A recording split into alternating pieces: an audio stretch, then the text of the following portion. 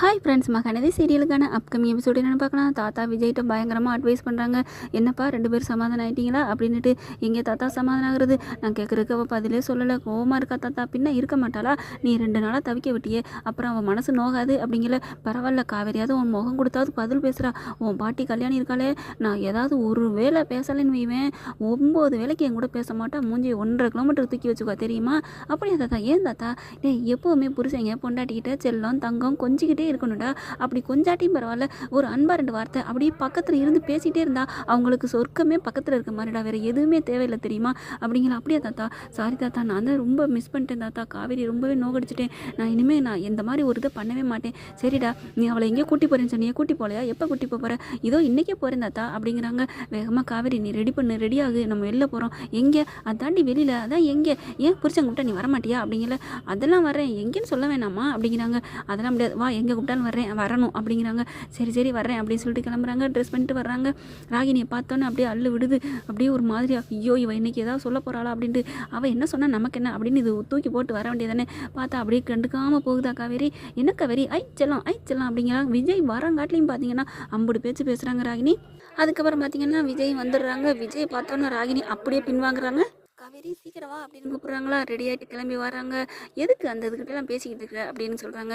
நான் எங்கே பேசினேன்? அவள் தான் வர்றா, தேவையில்லாத ஒட்டி வச்சுக்கிட்டு இருக்கே பாருங்கள். நான் என்ன பண்ணுவேன் காவேரி? அவளாக வந்து அதுவும் என் தம்பியாக இழுத்துட்டு வந்துட்டான். நம்ம வேணான்னு தான் சொன்னோம். நம்ம வேணான்னு சொன்னேன்னு சொல்லாதீங்க, மன்னிச்சுக்கோங்க. நான் தான் வேணான்னு சொன்னேன். ஐயோ சாரிம்மா தாயே, நீ வேணான்னு சொன்னதான். நாங்கள் வேணால் மன்னிப்பு கேட்கட்டுமா?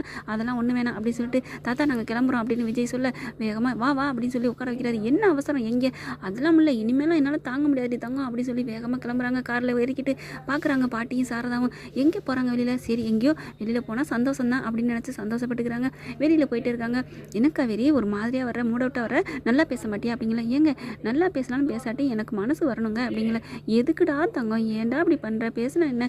நீங்கள் பாருங்கள், எனக்கு ஒரு மாதிரியாக இருக்குது, தலை வலிக்குதவா, நம்ம ஆஸ்பத்திரி போவோம். ஏங்க தலை வலிக்கலாம் ஆஸ்பத்திரி போகலாமா?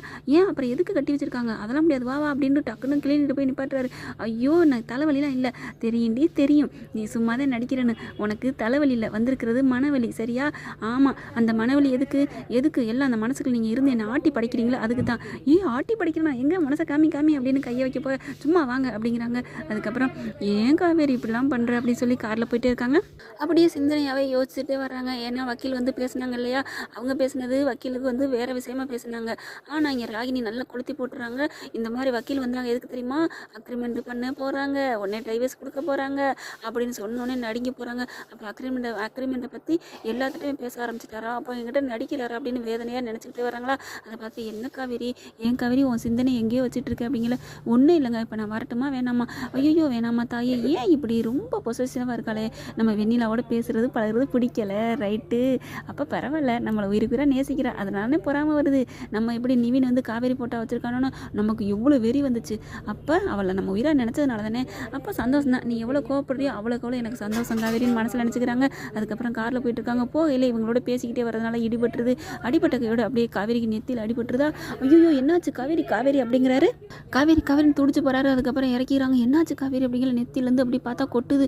ஐயோ அப்படின்னு சொல்லி நான் எப்போ எந்த வாயை வச்சு சொன்னோன்னா ஆஸ்பத்திரிக்கு போக வேண்டியது இருக்குன்னு போகிறாங்க. போயிட்டு வேகமாக மருந்து வைக்கிறாங்க. என்னாச்சு காவேரி அப்படியே துடிச்சு போகிறாரு. டாக்டரை கூப்பிட்றாங்க. டாக்டர் சீக்கிரம் வாங்க. ஐயோ என்னாச்சு அப்படிங்கிறாங்க. பாருங்கள் சீக்கிரம் அப்படின்னு. அவர் பார்த்தா டாக்டரை பிடிச்சி ஒரே அலப்புறாரு. இன்னும் பச்சை பிள்ளைக்கு பண்ணுற மாதிரி. காவேரி அப்படியே அசந்து போய் பார்க்குறாங்க. என்ன இது, நமக்கு ஒன்று இவ்வளோ துடிக்கிறாரு, ஆனால் டைவர்ஸ் கொடுக்குறங்கிறாரு, ஒன்றுமே புரியலையே கடவுளே அப்படின்னு நினைக்கிறாங்க. டாக்டர் சீக்கிரம் வாங்க அப்படின்னு சொல்லிட்டு, அட இருங்க, லைட்டாக மோதி இருக்கு நெத்தியில், கொஞ்சோன்னு தான் வடியுது, அதை தொடச்சி விட்டு ஜிஞ்சர் போட போகிறோம் அப்படின்னு சொல்லிட்டு ஜிஞ்சர் போட்டுக்கிட்டு இருக்காங்க. ஊசி போடணுமா? ஊசிலாம் வேணாம், மருந்து மட்டும் வைங்க. ஐயோ அப்பா, என்ன சார் நீங்கள், என்ன உங்கள் ஒய்ஃபா? பார்த்தா தெரியலையா? சார் என்ன சார், பார்த்தா தெரியல, என் பொண்டாட்டி சார், என் பொண்டாட்டி சார் விடுங்க சார், உங்கள் பொண்டாட்டி தான், நாங்கள் ஒன்றும் சொல்லலை அப்படின்னு அரசு சொல்கிறாங்க. சிரிக்கிறாங்க. பார்த்துட்டு காவேரிக்கு ஒரே சேமாகுது. ஏங்க விடுங்க அப்படிங்கிற. என்ன காவேரி, நீ என் பொண்டாட்டி தானே, என்னப்பா அது நாட்டில் குத்தமாக இருக்குது, சொல்லுங்கள் ஃப்ரெண்ட்ஸ், என் பொண்டாட்டி சொன்னது ஏதாவது தப்பா அப்படிங்கிறாங்க. விஜய் தப்பே இல்லை அப்படின்னு டாக்டரே சிரிச்சிடறாரு. பாத்தியா காவேரி, டாக்டரே சிரிக்கிறாங்க, ஆனால் நீ சிரிக்க மாட்டேங்கிற. நான் என்னம்மா பண்ணட்டும்? வேணும்னா 3ஆம் பிறை கமல் மாதிரி பானையை வச்சுட்டு ஆடுறாமான்னு சொல்லட்டுமா அப்படிங்கிற காவேரி சிரிப்பு வந்துடுது. அப்பா, என் பொண்டாட்டி சிரிச்சிட்டான்னு ஒரே சந்தோஷத்தில் தாங்க முடியல விஜய்க்கு. உண்மையிலேயே மனசார லைட்டாக சிரிக்க ஆரம்பிக்கிறாங்க காவேரி. போனால் போயிட்டு போகுது, பாவம் நம்ம மேலே உயிராக இருக்காரு, நம்ம ஏன் கோச்சிக்கணும் அப்படின்னு நினச்சி ஒரு முடிவுக்கு வராங்க. இதே முடிவில் மாறாமல் இருந்தால் சரிங்க. மறுபடியும் அக்ரிமெண்ட் பத்திரம் இந்த ராகினி ஏதாவது போட்டு கொடுக்குறா. ராகினி போட்டு கொடுத்தா என்னங்க, அவளாம் ஒரு நல்லதுக்காக போட்டு கொடுப்பா. அதை தூக்கி தூர்வாரி போட்டு போகாமல் தோளில் போட்டுக்கிட்டே நிற்கிது இந்த காவேரி பிள்ளை. ஓகே ஃப்ரெண்ட்ஸ், இப்படியும் போகலாம். இந்த பதிவு உங்களுக்கு பிடிச்சிருந்துச்சுன்னா உங்கள் பொண்ணான கையால் ஒரு லைக்கை போட்டு சப்ஸ்கிரைப் பண்ணிடுங்க. Thank you friends.